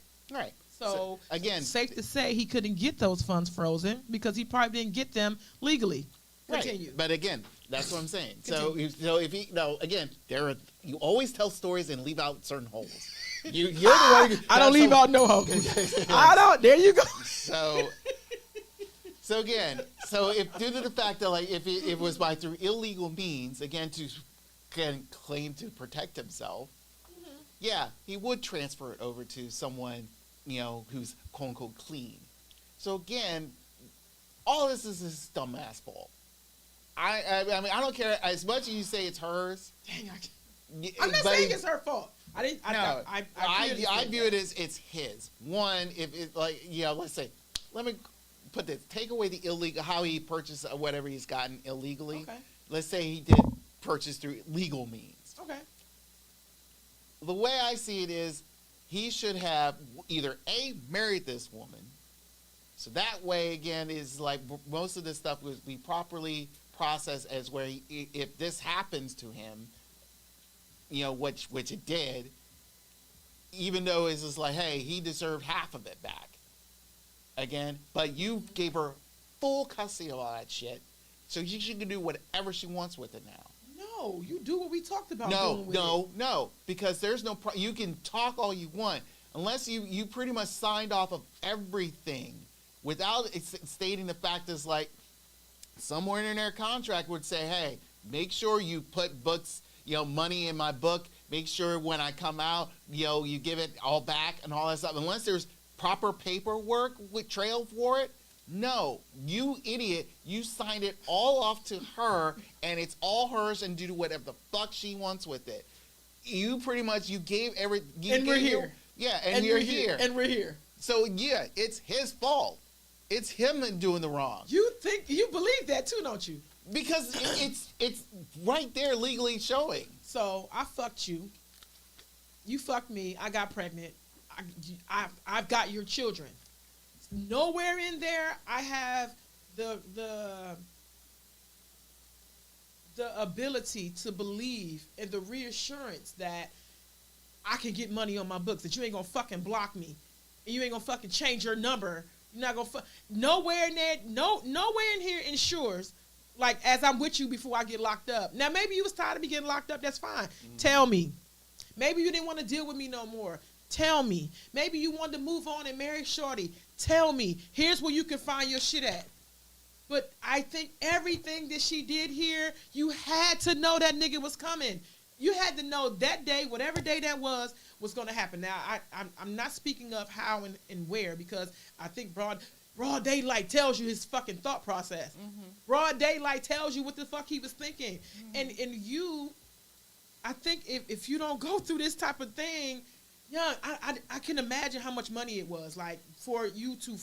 Yeah, especially with multiple properties and all that stuff. But again, let's add in the illegal aspect of him retaining all these properties and of that nature. So, again... What's the illegal... Come on, what's... So, so, with that in mind, yeah, you like I said, you're trying to protect yourself because claiming the fact like once you come back, you can pretty much go right back to business. So I understand that aspect of what he was trying to do. But since the fact that like, hey, everything's gone, he can't rebuild or go back to the way things were. He has to rebuild everything. So yeah, he would be pissed off. But then again, dude, this is your fault because you entrusted someone that you're not married to. That doesn't matter. Yes, it does matter because when you're married to somebody, legally, some of the stuff you can separate. In addition to, if you're not married to that person, you could put in a written clause stating the fact to do what you need to do while you're in prison. Again, dumb people like that needs to go find a decent lawyer like this dude to help you properly legally make you understand and know what the fuck is going on because a lot of these people, all they do is like, here, make sure my money is good and he's in prison for X amount of years and they figure that they'll come back out and everything's all good. No, because you have no paperwork, nothing legally binding to this person that you gave all your shit to where you entrust them to give things back. It does not work like that if you're not legally protected. White man. He's an idiot. Respectfully, get the fuck out of here. Let me bring something that you may have missed, right? Because we were saying, let's be clear. We were saying that he sat down for a minute. We don't know how many minutes that was. We don't know how long that was. But it is clear to say that he got out. So whatever amount of time I was in jail, I got out. And you know I was getting out. You know that. So to me, let's layer this. Yes, I can get all that back. Right? The hustle and bustle, but I probably will be, I don't know his life. Again, I do not know this person. I don't know these people, but just from reading, I'm going to safely assume that the way that you attained all these things probably wasn't the legal route, because you have a past with the jail, right? Yes, I can get all that shit back, but one, why should I have to? It was mine. But two, the time that it takes, I still got to live life trying to get like in the midst of, I ain't got no cushion, I ain't got no nest egg, I don't got nothing. You went through all of my stuff. Like, you had to know I was going to come. And then for you, I'm going to make you backtrack on your statement too. You're saying, and he should have never had let's not even discuss the legal way that he attained these things, because guess who else attained things legally and made a business out of? Jay-Z. Them niggas all sold coke coming up, and they all made businesses out of that shit. So you mean to tell me, if it's put Jay-Z's face on this, something happened to Jay-Z and Beyonce come run through his fucking shit, you are what you have. You are what you have. But again, he clearly, and throwing in Jay-Z here, at least he grew up to the fact that it's like, hey, okay, let me put some legalese into this shit. Let's make this stuff legit. So that way, again, when things fall apart, at least I'm protected. This dumb nut didn't do that, because he entrusted on one person, his baby mama. Yeah, not really. And again, not married to this woman. Wow, the shit for this. I'm not wild. You're not married to this person. You're just that's the thing a lot of people forget. It's like everyone thinks like marriage is a farce nowadays. Reason being is like, yeah, I can understand that, because he was like, why do you want to be with someone and forever and ever and ever? But here's the other aspect of being married. This person can legally. It's a legal thing because of the fact that you can protect yourself that way. You get half. You get, the thing is like, nothing gets fully stolen. You can, mind you, there's the prenup stuff, but with the actual legal marriage things, you instantly get half of your shit back. And that's why I figured it's like the guy should have married her first, so that makes sure to get your at least half of it back. No, you get court ordered to get half of your shit back. You know how many people, that chick owed Cardi B $4 million, and she gave her 46 cents or $43 or whatever. She owed her $4 million. I think she said like took $86 from her check or something like that. Like this, you can have everything court ordered. Mm-hmm. Getting it is something different. And let me say something to you, because I need to beat this in your head. I need to find one of your weird holes, and I need to get in one of your weird holes. Yes. I believe if I have a kid by you, I'm taking care of you. We trust each other. You allow me to fuck you with no condom. You allow yourself to have my kid. You allow yourself to dwell in this house with me. You allow me with our children. You trust us in this process, in this movement, in this notion that we live together every day until I get locked up, bitch. Fuck no. But I don't. But I. Again, I'm just establishing trust, because you said there's no trust. Here's why there's no trust, because I didn't make a legal woman out of you. That's the trust. I entrust my semen to go in your vagina, go in your fallopian tubes, create a kid, and all that stuff. I entrust that. I entrust my strong man to make a good kid out of you. But I didn't entrust you to make you an honest woman. Yeah, that guy's an idiot. That guy's wrong. No semen's going in fallopian tubes. Let's just clear that up right now. Like, no semen's going that high. No.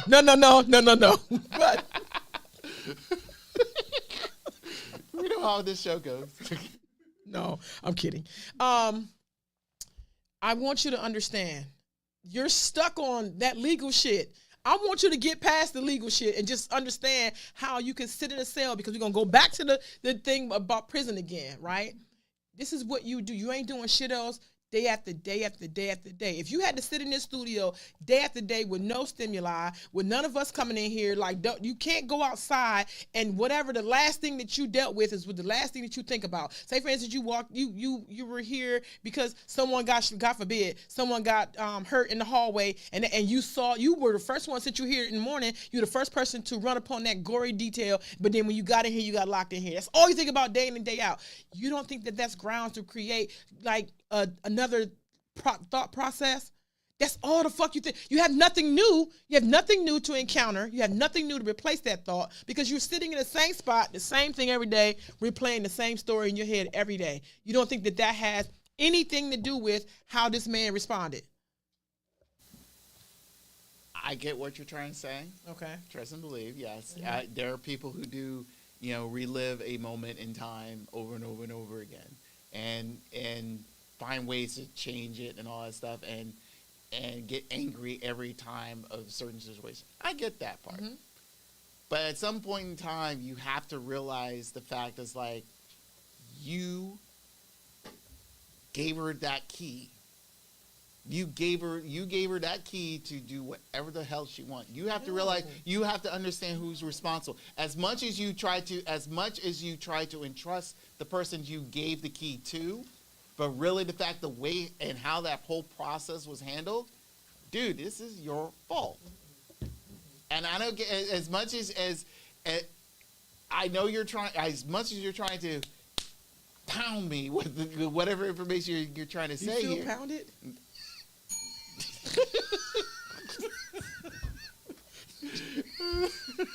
Tone was here. I know Tone was here. Listen, you my Tone for right now. Listen, I tried to save this story for Tone, but I just couldn't. I couldn't.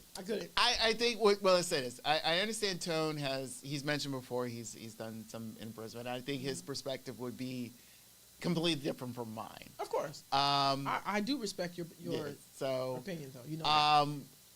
I just feel like I said, true. I have never been in prison. I don't understand that prison life. I do not want to understand that prison life, even for a millisecond. And not even a millisecond is too long. You got a baby mama? Huh? Your baby mama? What about her? Do you have a baby mama? No. Are you married? No. I'm just trying to. I have no kids. I'm single. No, I'm just trying to. I want the viewers. Ty doesn't want to hook up with me, but hey, that's her fault. Her missed opportunity. We could legally try to connect, but anyway. You can make her a legal woman. Yes, legal woman. But yeah, but what I understand through life and understanding those, I do have family members who have been in prison. I understand that aspect. But the thing is, how they handle their life, how inside there and who handles it outside. Trying to entrust somebody is very, very difficult, because of the fact that, like, you do not know what these people are going to do for you. That's why I think a lot of people nowadays feel like the legal system is a farce, it's wrong, and all that stuff. That's fine. If you want to believe that's great. But there are these elements of legal protection is there for you. I understand. And you don't get it. And I think that, even if you are going to prison and stuff like that, if you had a lawyer for freaking, trying to get you out of prison or handle your legal means, that same lawyer or maybe one of his partners can help you with your financial situation. So, like I said, and I'm going to keep saying it, is I don't care how much, you're going to keep that word I just said prior to this. It's his fault due to the fact it's like you entrusted someone that you're not married to trust your shit. Even though she's the mother of your children, she's as a woman, as a mother, she's going to say, I'm going to protect me and mine. Mine is herself and her kid. That's it. And even though you claim, she knows when he's going to get out, she was probably surprised, whenever. It could have been, like I said, a minute could have been a year, it could have been 6 months. It could have been 10 years. Who knows? But the thing is the fact is like, look, you gave her the keys to your kingdom, and she ran with it. Without any proper legal protection, dude, that's your fault for entrusting that person with your shit.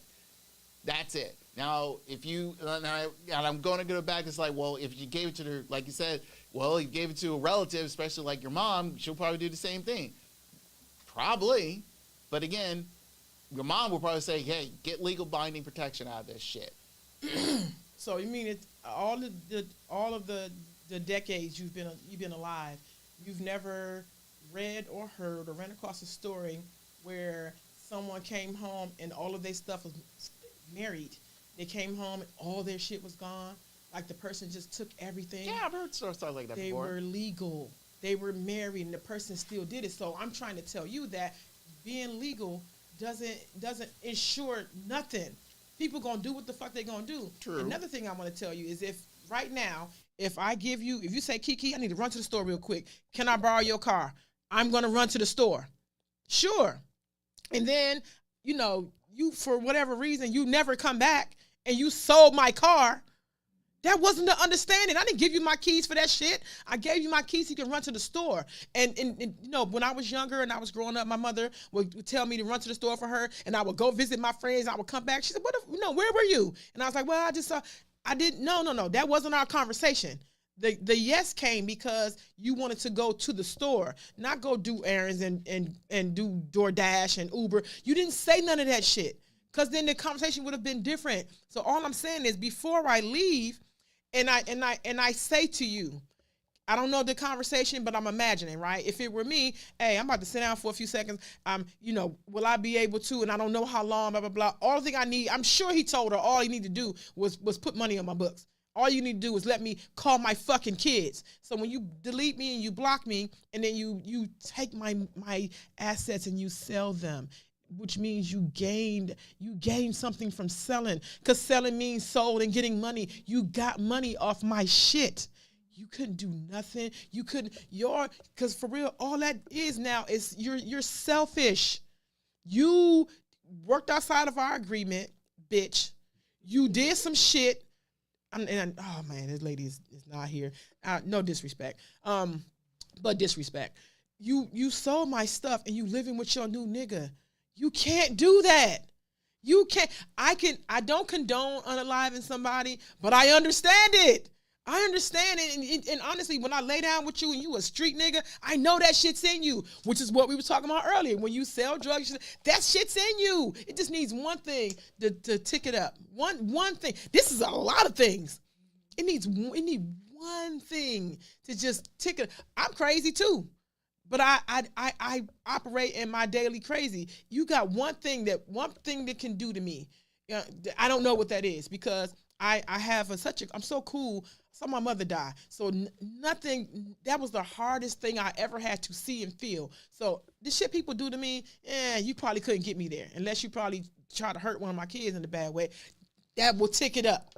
You know what I'm saying? And I think this is enough. You can't eat.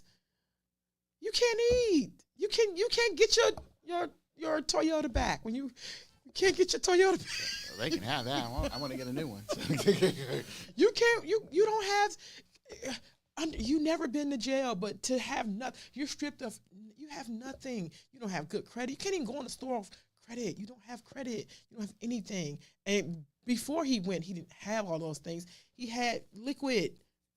And she wrong, young. She's wrong. She's wrong. And you don't see that at all. He's the wrong one. You don't see that at all. Again, there's always a beginning point. Love you. And your beginning point is in the middle. I'm always going in right at the top. But you stay there. You don't even navigate across, and he's like, you're not trying. Because you never mention the things that I'm saying to you. Like you never. I hear it. I do mention it. In your argument, you never even repeated none of this stuff. You didn't. You know what you stuck at that he didn't marry the chick. But continue. Go off. Again, if you look at it as how dominoes fall, and you forget the fact that your starting point is with her, but really it's with him. So it's like how is it it's like, you know, everything is based off what she did. It seems like, mind you, yes, she took all his stuff and all this. I understand that aspect, and that again is wrong. I get that. Okay. I understand that Okay. part. But the thing is, it's his fault for allowing this and making it happen because he gave her that access. So really, it's like I'm not saying, you know, she's fully, you know, she's not fully wrong. What she did, yes, but really, let's be honest here. He started it by giving her the access. He's mad. I get that, but dude, you end up killing her so you can go right back to jail for a more harsher crime. But yet once you get caught because he's still at large. But Where's her accountability from your mouth? Where's her accountability? Her accountability from your mouth, as you see it. Does she have? Is she culpable? Any culpability? Any accountability in anything? She did, like I said, she did. I believe what she did, she protected her and her kid. That's how I see it. So, I mean, if let's say if I'm thinking like Tone, I think she's supposed to hold me down, blah blah blah, like what you've been saying. I get that, but really, it's like she took the ball and ran with it. Why do you think parents go to jail for neglect? Because of that word. Yeah, because you don't have a written agreement with your mother, but when she has you, you're her responsibility. It is. It's an unwritten thing. Yeah, it's pretty much because actually when you sign that child birth certificate, instantly that right there, that's your child. You should take care from that point on. Yes. So when that doesn't happen, you end up going to jail. Right. So, but when your kid's mom doesn't do her part, we now have issue. You know what I'm saying? We have issue. Like we all agreed here that this was your baby. You didn't say it wasn't. We're gonna take care of it. That is the notion. That's the thought. The ideology is that we're their parents. This man had an agreement with this lady, like a verbal one. So that I guess we're assuming. But still, verbal, as much as everyone likes to claim that it's a 100% binding because that's how we verbally agree. Words can change. By the time you had that conversation to the time you guys have if you ever do get to court. So things can change. This was bound to happen. You could say, it was bound to happen. And what you're saying is that I started with her. I started with him because as the story reads, it gives you his. It gives you. I even skipped the part. The heading. I skipped that because I didn't want to say her name and I didn't want to add that so people can understand what I was saying. I started this the way I started on purpose. The way I started. But you're claiming you're saying who's right, who's wrong. Yeah. You're wrong is her. I'm saying no, it's him. That's why I'm saying it based off of a starting point, whatever this who's right and wrong starting point is. Mm-hmm. You're saying it's her. She's in the wrong for all this. And it's like, no, you have to go to the beginning. You never said that she was wrong anyway. I agreed. I said, no, it ain't right to kill somebody, to unalive someone, to rockabye someone. It's not cool to do that. I said, but I don't condone it, but I understand. And you fully understand that she's supposed to take, you gave me all these excuses. She can take care of her kids. She can do whatever she wants with his money. Can I do whatever I want with your money? Can I walk over there and get your shit and do what I want with it? I can't. It's yours. And if you never asked. If you say to me, I say, let me get this bag for a second. I'm going to walk your bag to my car.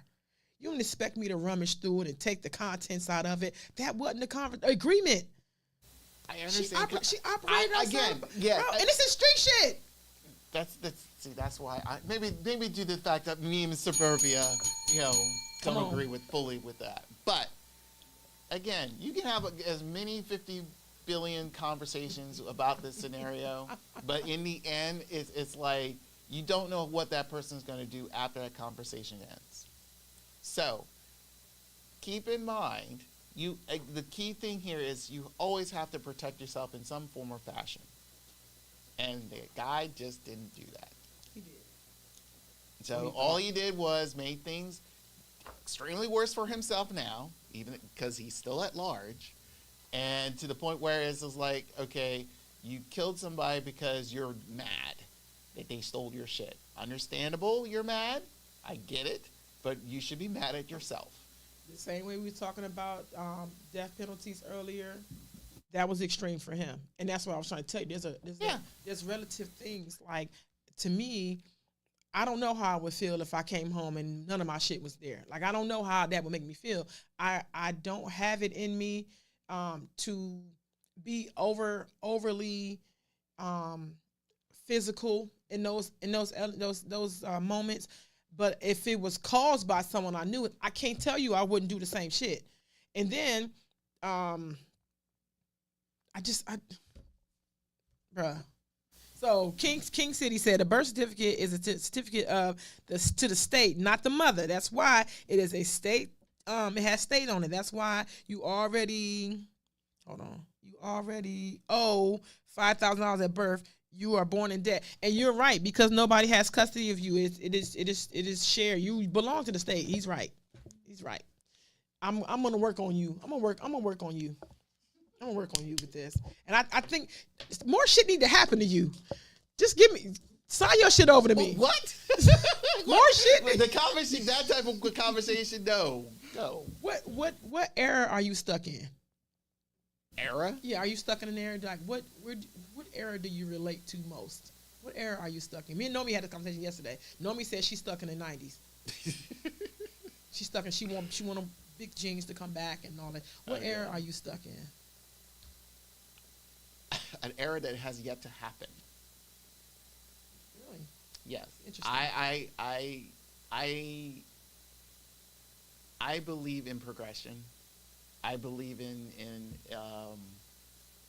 mind you, and there's no harm in going backwards.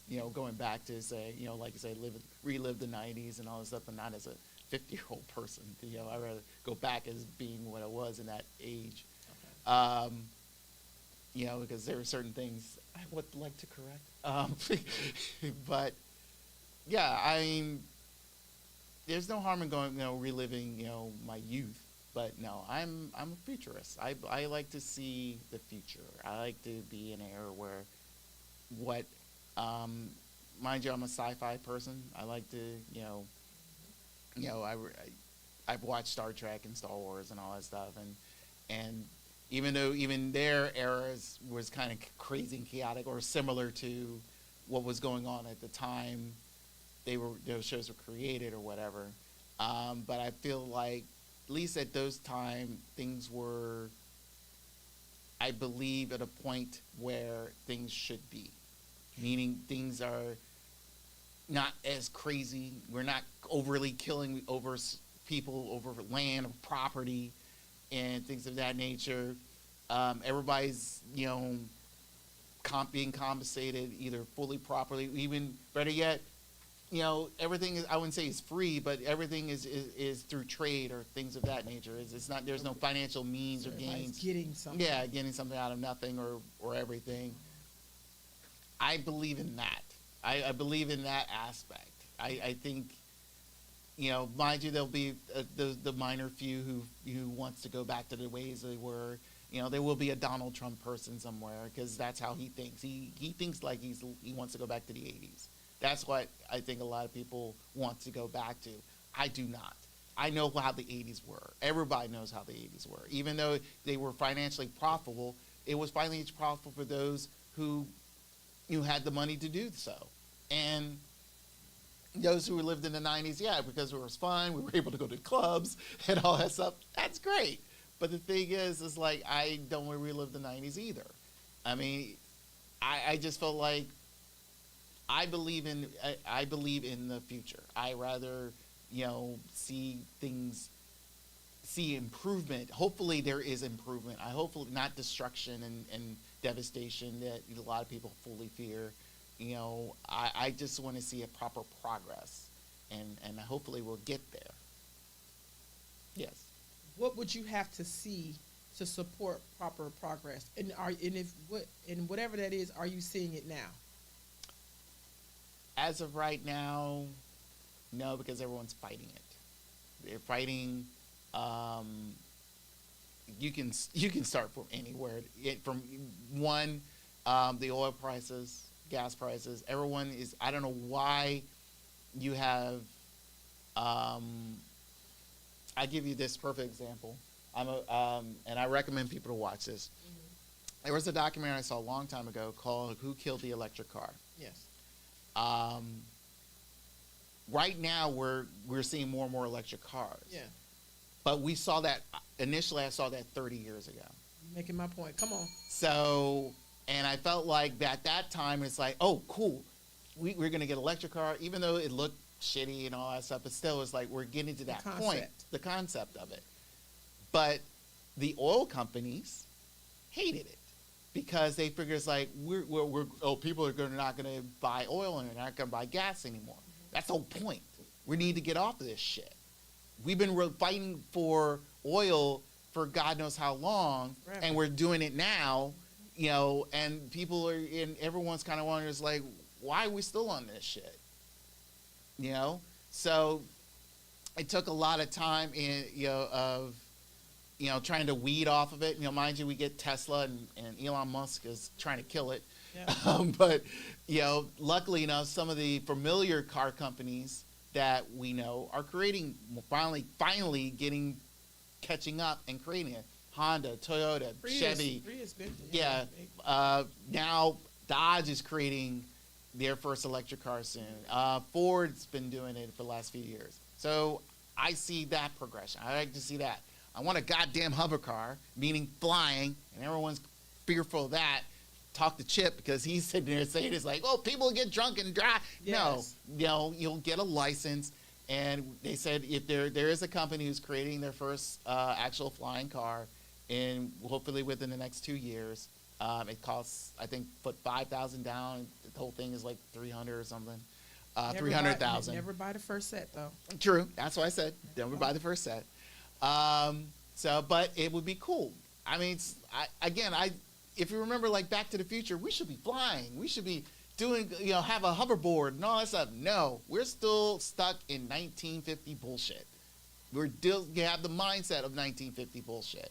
We're still within our government, within the way we do things and all that stuff. We have not progressed. Why? Because people want to stuck and stupid, and we keep falling in this circle all the time. Why do we have two pieces of government? Because that's how it works. It's just the circle of life of stupidity. So, there. I like how you think on certain things. I cannot wait to the day when they marry each other. Like when you what you feel and what you think and know marry each other, and I think you will be like complete. I think you stand very strong on the things that you know. I think the unknown and things you feel, you kind of, it's a little murky over there for me. But like I said, your holes is a little. Well, the holes. Like you said, what era I live in, yeah. I'm not in that area yet. Okay, you're not. And again, I started out with I can't wait. I can't wait. Anywho, another fine Monday. I know it's my time now. What are you doing for Thanksgiving?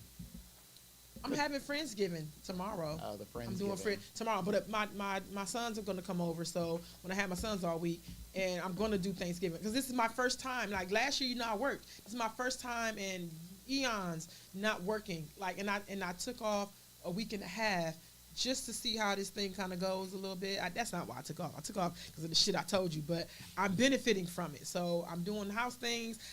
The things in the house I'm starting to fix. I got little projects that I'm gonna do, and I'm actually getting those done. So what are you doing? I'll be visiting my sister for I'll be working on Wednesday. Go to my sister's place for the Thanksgiving dinner. And then I'll be working Saturday. It's Friday, I think I'm off. What you cooking? I asked what she would like for me to bring. She has not mentioned it yet. So Chip did just say Brian wants flying cars. He just said that too, Chip. So yeah. Until she says what to bring, either I make something or I don't. Okay. Before we get out of here, I have a list of scam numbers and codes. Please watch, because I'm funny that see me looking at my phone. Mm-hmm. These numbers are calling me. So I want people to understand that 218. Let me put my glasses on. the ink is bad on here, so I can't even see it. He's tripping. Could you imagine junk flyers? Right. Cleveland 216-218, Northern Minnesota 232, Sierra Leone, that's in Africa, Antigua and Barbados 268-264, British Virgin Islands 332, New York 347, New York 469, Dallas 473, Grenada, Petite Martinique 649, Turks and Caicos 646, Manhattan 657, La Palma, California 664, Montserrat 712, Western Iowa 767, Commonwealth of Dominican Republic 809, Dominican Republic 829, Dominican Republic 849, and Jamaica 876. These numbers have been confirmed scam numbers and area codes. So if you see these people calling, barring you got somebody that live in Antigua or Western Iowa, please be careful when giving information or taking these calls. My name is Kiki, y'all. Happy Thanksgiving. Real Talk Uncensored. We're not on Facebook until next month. The 22nd is our last day in jail, so put money on our fucking books. I'm out of here, y'all. Love y'all.